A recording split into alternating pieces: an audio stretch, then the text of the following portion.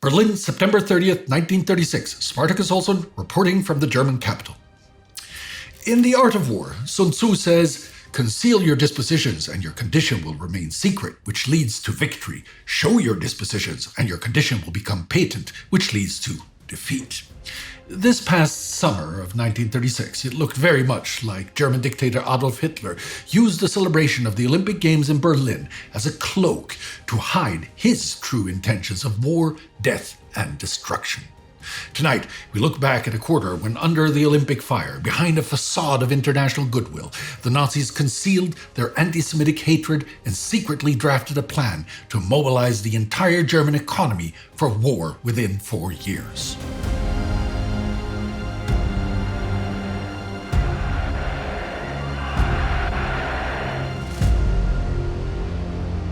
Good evening. There are quarters that pass like weather, and there are quarters that pass like warning. This one, ending tonight, has left Europe and much of the world listening for the next footfall in the dark.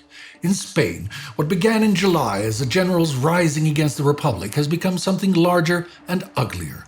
A civil war in name, but already an international proxy war, with German and Italian aircraft, guns, and sympathies moving behind General Franco, while the democracies look on and debate the meaning of neutrality. In Berlin, the Olympic flame burned beneath the banners of the swastika, and the Reich presented itself to the world as disciplined, modern, and serene. But on the track, an American named Jesse Owens gave the lie to the racial gospel preached from the reviewing stands. Farther east in Moscow, old Bolsheviks confessed to impossible crimes before obedient judges, as Stalin orchestrated show trials announcing that revolution, once victorious, may yet turn upon its own children. Nor has the world beyond Europe stood still. In Palestine, Arab strike and revolt continued against British rule and Zionist immigration, reminding London that empire is not merely a map, but a succession of alarms. In Turkey, the Montreux Convention restored Ankara's hand over the straits, altering the naval arithmetic between the Black Sea and the Mediterranean. And in Egypt, a treaty with Britain expanded formal sovereignty while preserving British power along the Suez Canal. And so, the quarter closes with flags flying, treaties signed, stadiums emptied, and guns still speaking. And the uneasy sense that the age is not moving towards peace, but merely arranging the furniture before the storm. In Germany, the quarter began with diplomatic maneuvering as Germany signed an agreement with Austria on July 11th, formally recognizing Austrian sovereignty but pressuring Vienna to align its foreign policy with Berlin, once again bringing us to question Hitler's promise to not forcefully annex his country of birth. Shortly after, during the Bayreuth Festival in late July, Hitler made the fateful decision to send German transport planes and military aid to General Francisco Franco, directly involving Germany in the Spanish Civil War under the guise of an anti-Bolshevik crusade. From the Wagnerian stage, the Nazis turned to the spectacle of sport as July and August entirely focused the nation and much of the world on the monumental Berlin Olympic Games. Sparing no expense, the Nazis built a massive 100,000-seat stadium and utilized cutting-edge technology to capture the event, including an experimental kind of radio that broadcast live moving pictures, television, and for later cinema release, Leni Riefenstahl's innovative film techniques. It was, beyond any doubt, the Nazi regime's grandest public relations coup yet. It was also their most well-orchestrated lie on the international stage. For 2 weeks, the Nazi state successfully projected an image of order, unity, and normalization to hundreds of thousands of foreign visitors and the international press to deliberately mask the underlying reality of an escalating dictatorship. The Games not only attempted to whitewash the image of the Nazi state to the international community, it washed the German folk in a warm bath of perceived domestic triumph, further reinforcing Hitler's standing and bridging the gap between the regime and the ever rarer skeptics in the Führer's greatness. Yet, as soon as the Olympic flame was extinguished, the tone changed again. At the Nuremberg Party Rally of Honor in early September, the rhetoric turned sharply militant, while the party launched a massive anti-Bolshevik propaganda campaign. Crucially, at this rally, the regime unveiled a 4-year plan to boost domestic production and raw material extraction. Our sources from inside the regime tells us that this move came after, in August, Hitler issued a secret memorandum mandating that the German army be operational and the economy ready for war within 4 years. The Prussian militarism of the regime was also applied domestically in preparation for the Olympic Games. In July, the Gestapo and criminal police escalated their crackdown on so-called asocials to sanitize the streets for foreign tourists. In the summer of 1936 alone, the Bavarian police arrested over 300 beggars and vagabonds and sent them to the Dachau concentration camp. In Berlin, Sinti and Roma, commonly referred to by the demeaning term gypsies, were forcibly rounded up and relocated out of sight to a concentration camp in the Marzahn suburb.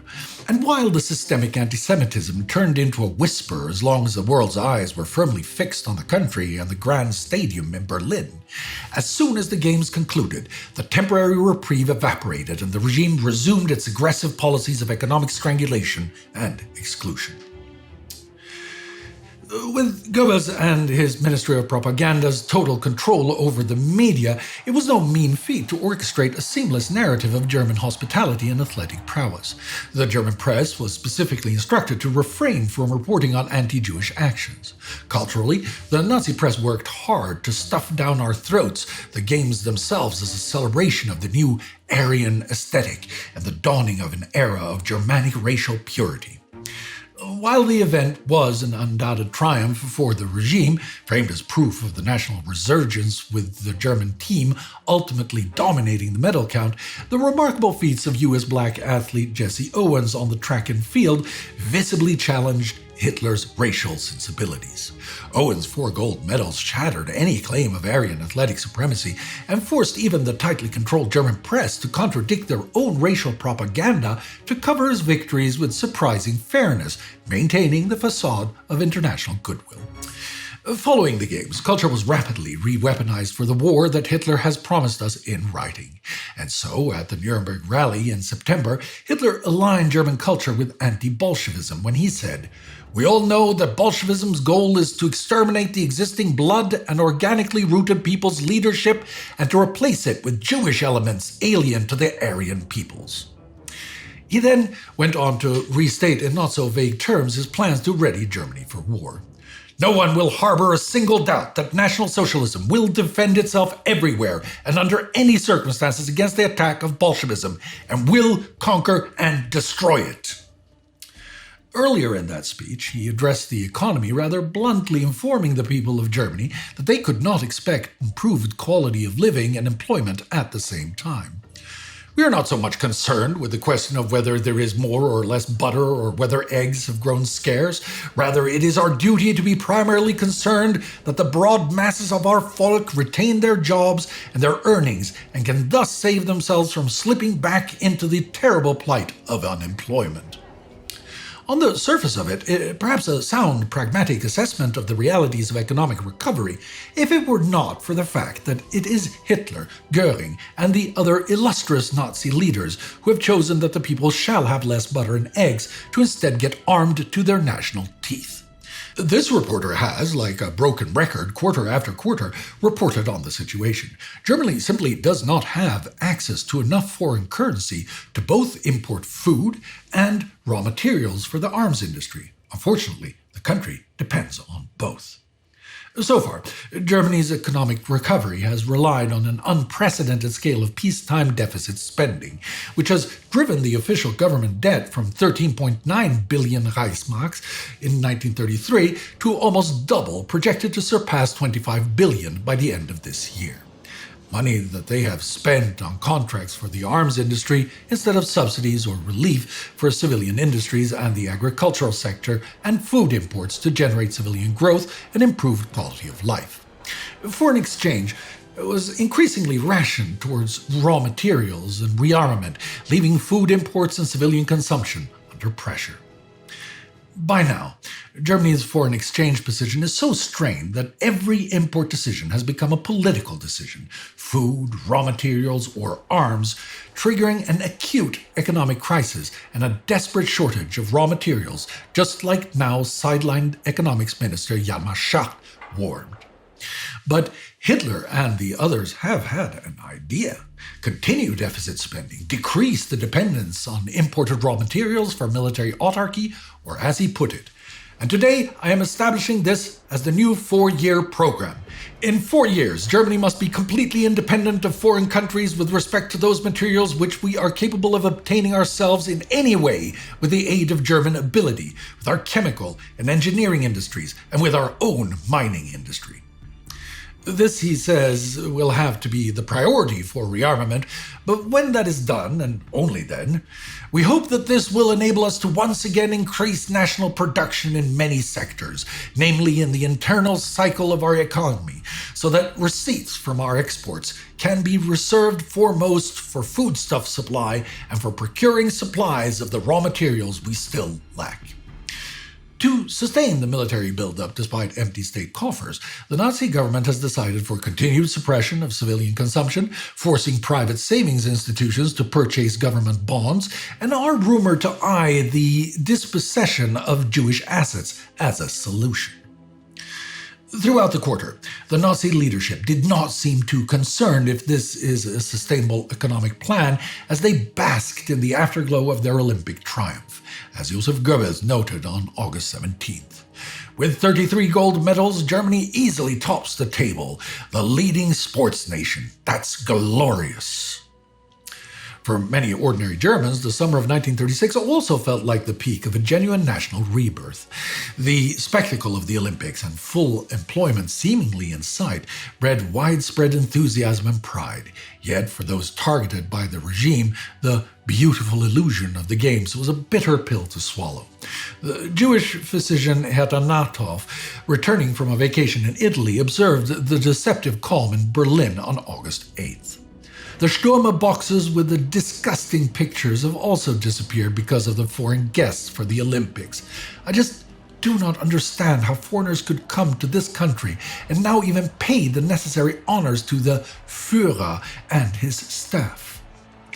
Head of the Universal News Service in Berlin, William Shirer, noted the effectiveness of this facade on visitors, saying that the Nazis put up a very good front for the general visitors, which he later opined hides a degrading transformation of German life that should be clear to any detailed observation by a foreigner.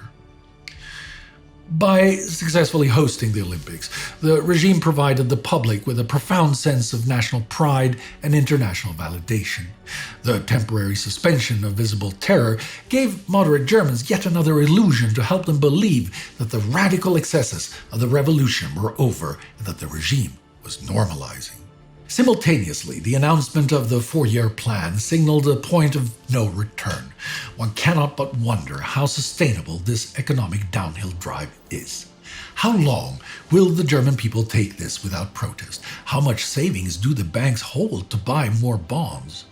The idea to confiscate Jewish Germans' assets is certainly not a sustainable solution. Contrary to Nazi mythology, their fortunes are roughly proportional to the rest of the population, and they make up less than 1% of the population. Dispossessing a few 100,000 ordinary citizens will not even scratch the surface of the needs of a nation of close to 70 million. The question, what then, should let shivers run down our backs, because if the Nazis cannot steal and cheat together enough money in Germany, they will be forced to get it somewhere else. For it seems clear that by tying the entire economy to rearmament and autarky, the Nazis have ensured that the livelihoods of millions of German workers are directly dependent on the preparation for war. However, in the smoke that lingers from the now extinguished Olympic fire, it would appear that this date with the devil is not something that the majority of Germans are aware of. Perhaps they expect that the foreign policy miracles that Hitler has delivered so far will continue, and that this will somehow lead them into a sustainable recovery and better lives. It may also be that these complex economic issues, paired with the art of obfuscation that Hitler and Goebbels are such masters of, has left many Germans unawares. In the frightful absence of political opposition, with the press under dictatorial control and cut off from foreign news, there was also no one around to explain to them Hitler's con. Not to mention that even if they knew or already know, how many would actually mind and how many would simply get in line behind the Führer's murderous plans? It may very well soon be a redundant question. If Hitler continues to circle the wagons of the German armed forces, corralling their support by succeeding in his international gambles, if Goebbels' propaganda machine remains capable of feeding the Germans their daily anesthetic, keeping them docile and believing that Hitler just wants Germany to be great and doesn't actually want war, if the truth of the Nazis' murderous racial ideology that they try to hide behind a facade of games and pageantry doesn't get exposed, and people abroad continue to not care about the fate of the Nazis' targeted victims, if the rest of the world's leaders keep on allowing him to get away with dismantling the safeguards against war, sundering alliances, and the determined defense against aggression they build, if all that continues, it might be too late to stop the avalanche of death implicit in the creed Hitler has widely published and publicized. Lebensraum, racial empire, and a Germany armed to take what it claims to need. Because that is how infections like Hitler grow.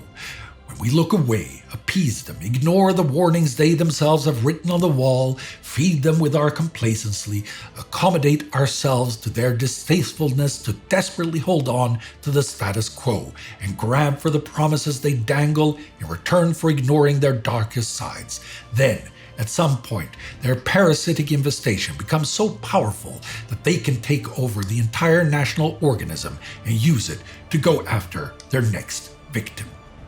Never forget. Join me to expose humanity's victories and defeats in our common past so that we can learn how to find a better future for ourselves and future generations by joining the Time Ghost Army at timeghost.tv or patreon.com. The contributions of the Time Ghost Army is the only thing that keeps our stadium of history open.